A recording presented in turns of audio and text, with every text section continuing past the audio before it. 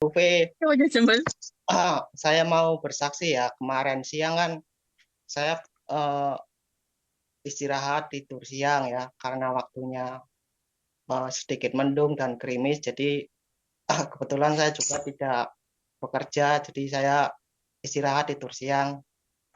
Saya mendapat penglihatan singkat ya. Penglihatan singkat itu ada dua penglihatan. Yang pertama saya itu melihat burung.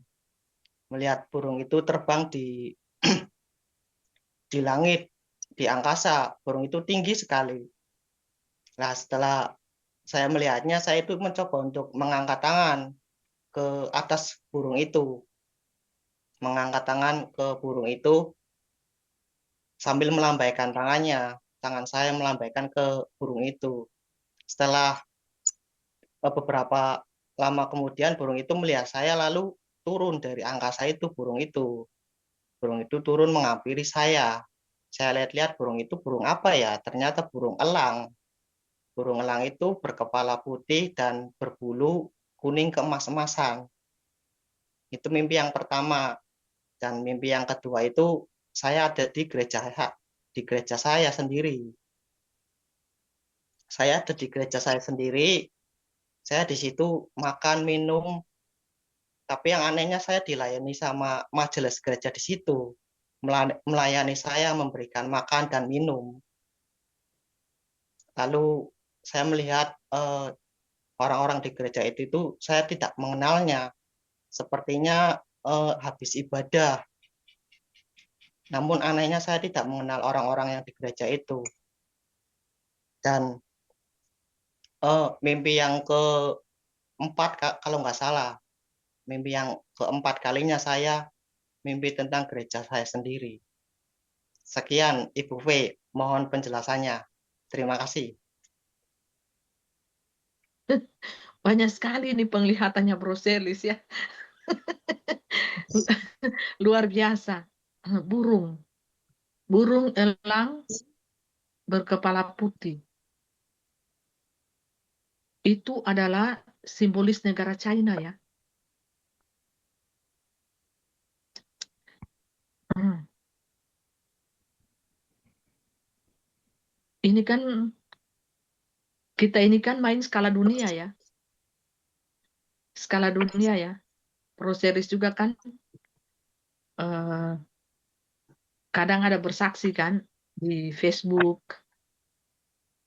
YouTube sudah ada belum channel? Sudah ya. Ya, sudah ada. Itu harus diisi terus, diisi video-video kesaksian. Ya, berarti dari negara China ini sudah menonton ya, Broselis ini ya, kesaksiannya. Mereka juga melihat cahaya yang ada dalam diri Broselis ya. Terus mengenai orang-orang yang ada di dalam gereja itu, mereka itu sudah pakai tanda juga ya, binatang tentunya. Karena tidak ada yang dikenali di situ, tapi Broselis sendiri yang bisa keluar daripada kumpulan orang-orang yang ada di dalam gereja itu mengenal Alfa dan Omega yang sudah ada di tengah-tengah kita ini kan. Sudah mengenal juga dimensi kebenaran itu seperti apa, roh itu seperti apa. Kita itu harus bermain di alam roh, harus hidup kita itu diubahkan Tuhan. Hidup yang tidak benar kita tinggalkan, harus hidup benar-benar kudus, suci di hadapan Tuhan. Kita berusaha untuk meninggalkan dosa-dosa kita sehingga Broseris itu tidak lagi mengenal, mereka juga tidak mengenal lagi. Padahal itu di dunia jasmani manusia kan saling mengenal. Tapi kan di dalam dimensi roh kan beda. Karena roh kita, hati kita ini sudah tidak sama, saudara. Sudah dipisahkan. Ya, kecuali mereka itu ambil sikap bertobat, bayar harga, mati, pikul salib ya. Pasti mereka akan mengenal roh kebenaran itu, saudara. Tapi kalau mereka tidak mau, kan susah Bapak Ibu. Ikut Tuhan ini tidak gampang ya.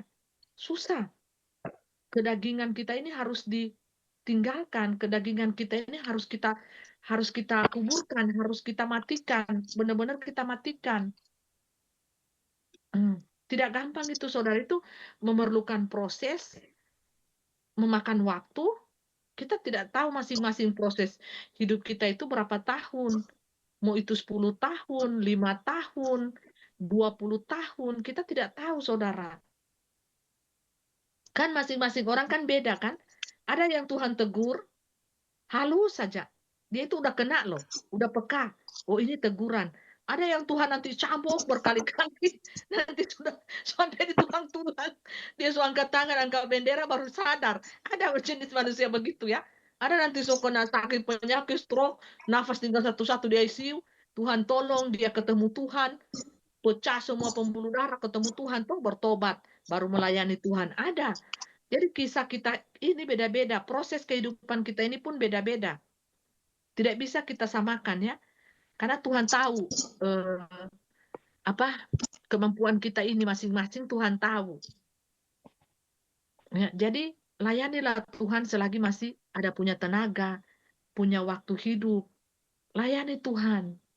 Terus layani dengan ketulusan hati, kerendahan hati, kesungguhan hati. Karena Tuhan tidak melihat casing kita. Ya buktinya saya sok mak-mak Tuhan pilih toh jadi mempelai. Ya enggak? Tidak menutup kemungkinan kan?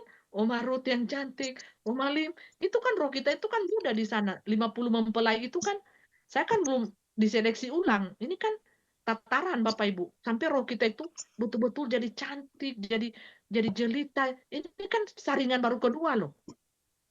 Banyak yang sudah gugur Bapak Ibu ya. Banyak saya lihat. Ya kan akhirnya kan terseleksi dari 50 jadi 30, jadi 14, akhirnya jadi 7. Bintang di hatinya Tuhan.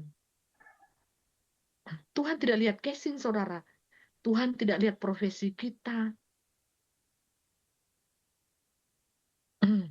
Tuhan tidak lihat apa-apa. Di FB Bro Series bilang, jadi pemulung kah? Jadi apa? Tuhan tidak lihat itu. Yang Tuhan lihat, ya, saudara berharga di mata Tuhan. Terus status lagi galau. Apakah saya lihat jadi orang gila, Sinting? So bosan jadi orang normal. Jadi proses mau menyamar jadi orang gila, jadi orang sintir, it's okay. Nah, Tuhan itu tidak melihat itu, tidak melihat casing. Tuhan itu melihat hatimu, saudara, saudariku. Kalau bosan jadi orang normal, ya jadi orang gila. No problem juga. Karena banyak juga orang banyak juga orang waras sekarang. Pas mau ditangkap oleh polisi, Pak polisi sudah jadi orang gila semua orang. Semua menyamar jadi orang sakit semua. Banyak, banyak. Jadi kalau berserius mau menyamar, so bosan jadi orang waras, menyamarlah jadi orang gila. Nggak apa, nggak ada yang larang, ya. Suka-suka, ya. Yang penting bisa menikmati hidup, bisa bersyukur, bisa memuliakan Tuhan, bisa bersaksi. Kan kalau bersaksi melayani Tuhan, itu ada berkat tersendiri dari Bapa Surgawi. Kita kan anak-anak Tuhan sekarang ini ya memang sudah terjepit ya, sudah terjepit. Mau bekerja, mau usaha apa, semuanya kan pakai QR sekarang tuh. Yang tidak mau pakai itu ya, silakanlah dengan pekerjaannya masing-masing. Usaha kecil-kecilan namanya ya. Terus taruh di depan, bayar pakai uang tunai. Pokoknya apa saja deh yang penting itu uang yang kita dapatkan itu adalah halal.